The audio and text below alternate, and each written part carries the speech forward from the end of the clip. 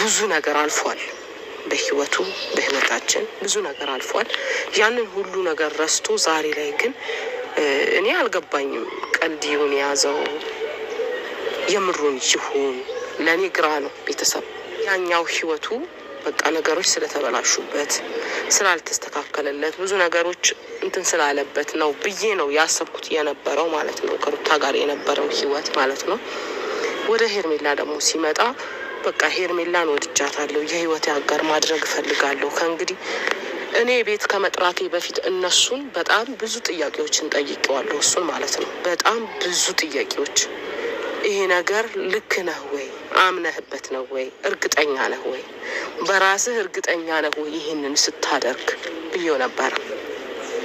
አዎ እህቴ እርግጠኛ ነኝ፣ የህይወቴ አጋር እንድትሆን እፈልጋለሁ፣ እወዳታለሁ ብሎ በጣም ብዙ ነገር አውርቶኝ ነበረ። ደስታ ከሆነማ ደስታ ይመቸኛል፣ ዋናው ደስተኛ መሆን ነው። በቃ በዛኛ ህይወት ብዙ ነገሮችን አሳልፈሃል ሊሆን ይችላል።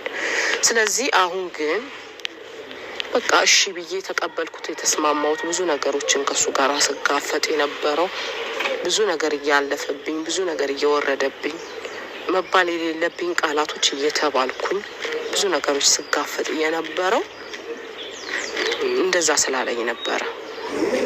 ማድረግ የሌለበት ነገር ነው እያደረገ ያለው። ያለፈው ሁሉንም ነገር ረስቶታል። በቃ ህይወቱን ሊያጣ የነበረባትም ሴት እንደሆነች ረስቷታል ጭራሽ። ወይ እነሱን ለማናደድ ነው እየተጠቀመው ያለው።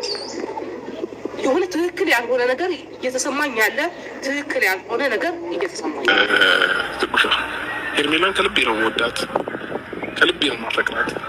በጣም ልዩ ቦታ ያለ፣ በጣም ንጹህ ሰው ናት። በእሷ ዙሪያ የማውቃቸው ሰዎች በሙሉ ለእኔ ክብር አላቸው፣ ሪስፔክት አላቸው።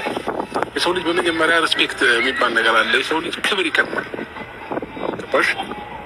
እና እኔ ሄርሜላ በኩል የማውቃቸው በሙሉ በጣም ለእኔ ክብር አላቸው። በጣም በቃ ከምልሽ መጀመት እና እንዴት ነገን ካለሷ እንዴት ሌላ ሰው ላሰብ እችላለሁ? ገባሽ? እኔንም ታከብረኛለች እሷ ራሱ እና ከዛም በላይ ደግሞ ከልቧ ታፈቅረኛለች። ለእኔ ቦታ አላት። ለእኔ ጥሩ ነገር ነው የምትመኘው።